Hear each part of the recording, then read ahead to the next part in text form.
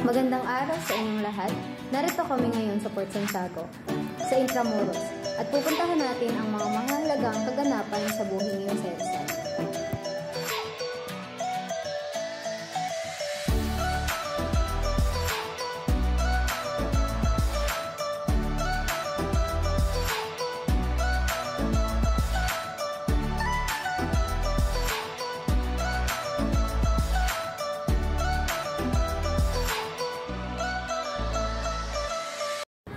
Port Santiago.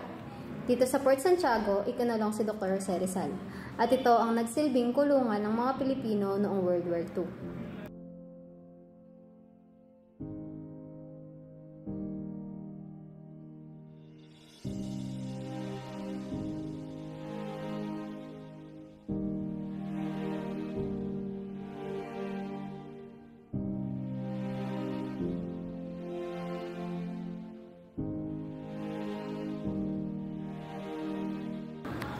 Plaza de Armas. Ang Plaza de Armas ay isang open space para sa pagsasanay ng mga militar.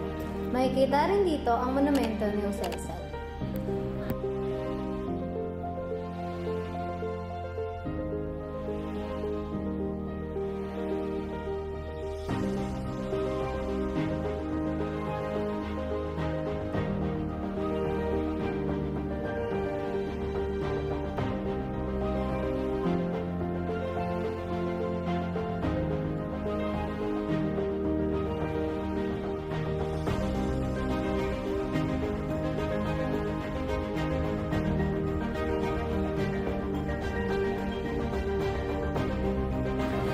Makikita dito ang timeline ng mga huling araw niya. Isinaad dito ang mga pangyayari noong ika-31 ng Hunyo, 1896, nang dapit hapon sa Bagong Bayan.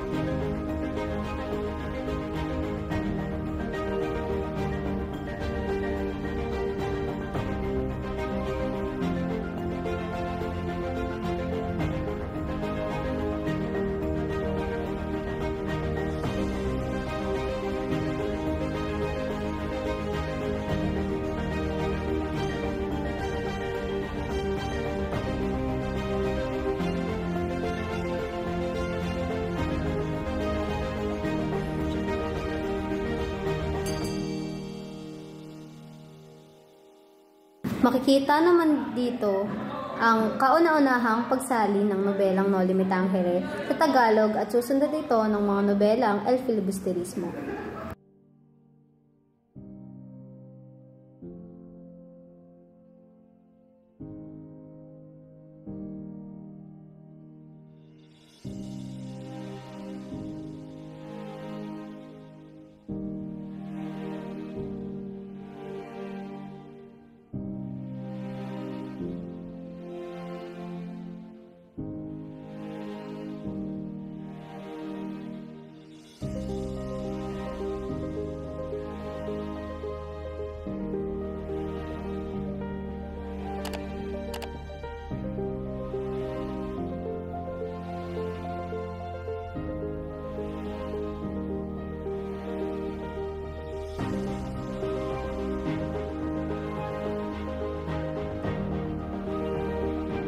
Makikita din dito ang mga librong isinulat ni Ambet Ocampo patungkol sa Rizaliana.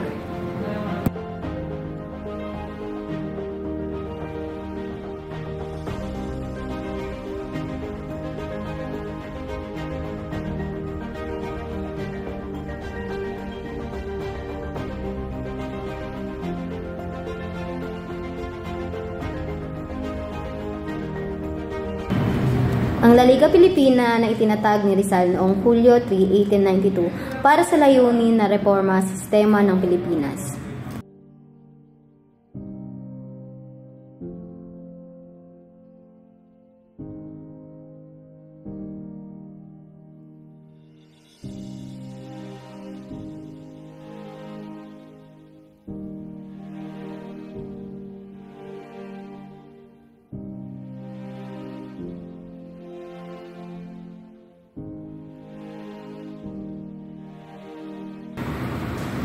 Makikita naman dito ang tungkol sa La Solidaridad, na ang La Solidaridad ay isa itong pahayagan na nagsulat si Rizal ng mga sanaysay at artikulong nagbukas ng isipan sa mga reformang kailangan sa Pilipinas sa ilalim ng Espanya.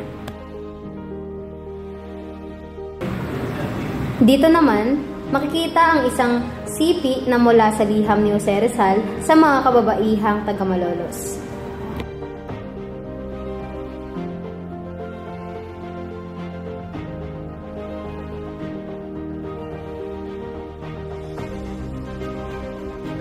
Dito naman sa part na ito, makikita natin ang mga unang nagturo kay Rizal, kabilang na ang kanyang ina na unang naging guro ni Jose Rizal.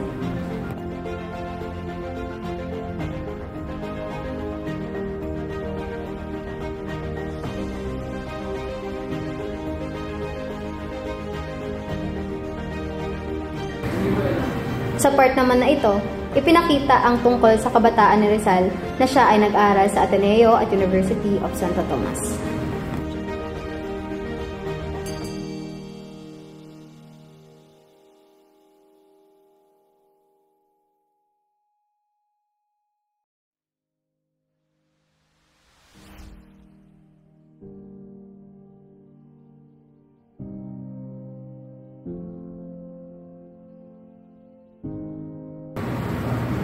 Dito naman, ipinakita ang isang sipi sa pangalawang nobela ni Jose Rizal na ang El Filibusterismo.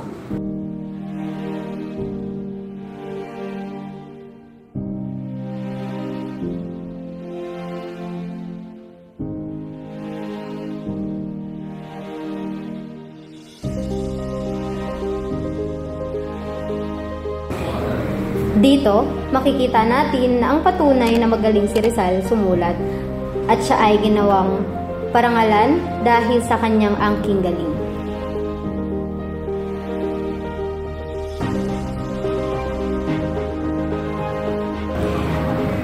Dito naman, sinabi sa Central de Madrid sa Espanya, itinuloy ni Rizal ang pag-aaral ng kanyang medisina.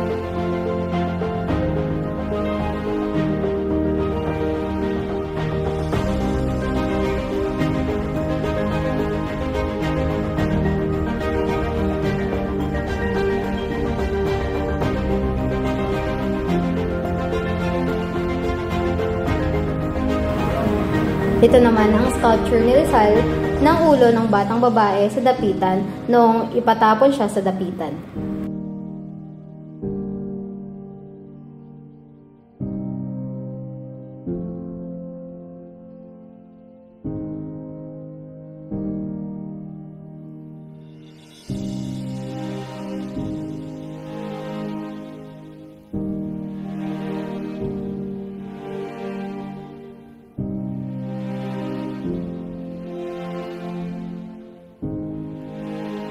Sa part na ito ay nakalagay ang pagtalakay sa kung ano ang mga mahalagang nakalagay sa loob ng gallery tungkol kay Rizal.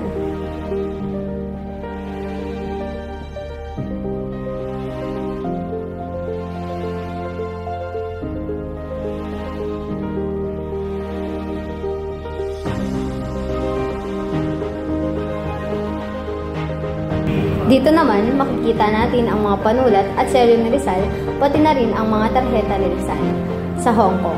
So, ano nga ba ang tarheta? Ito ay isang card o calling card. Ito naman, nakasaad dito na ito ay reseta ni Rizal sa kanyang pasyente.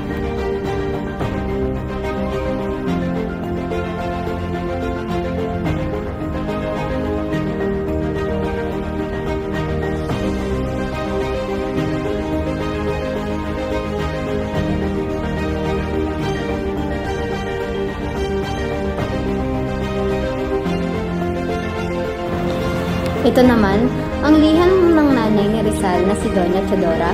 Ito ay liham niya kay Governor General Camilo de Polavieja at humiling siya ng kapatawaran para sa kanyang anak.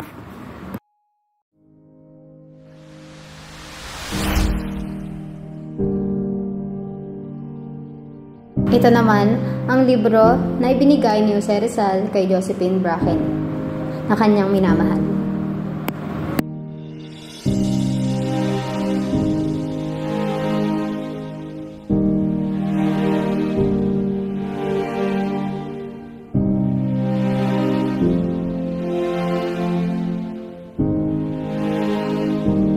Ito naman ang sculpture ng ulo at katawan ni Rizal na ginawa ni Guillermo Tolentino.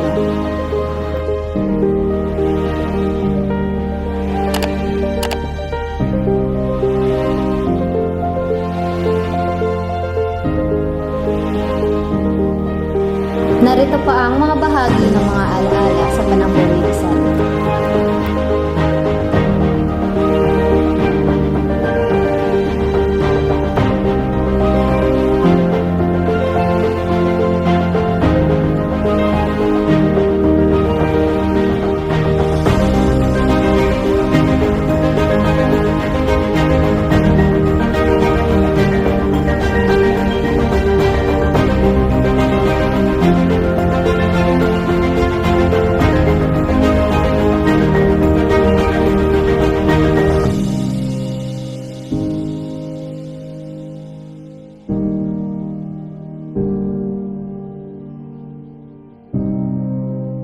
you.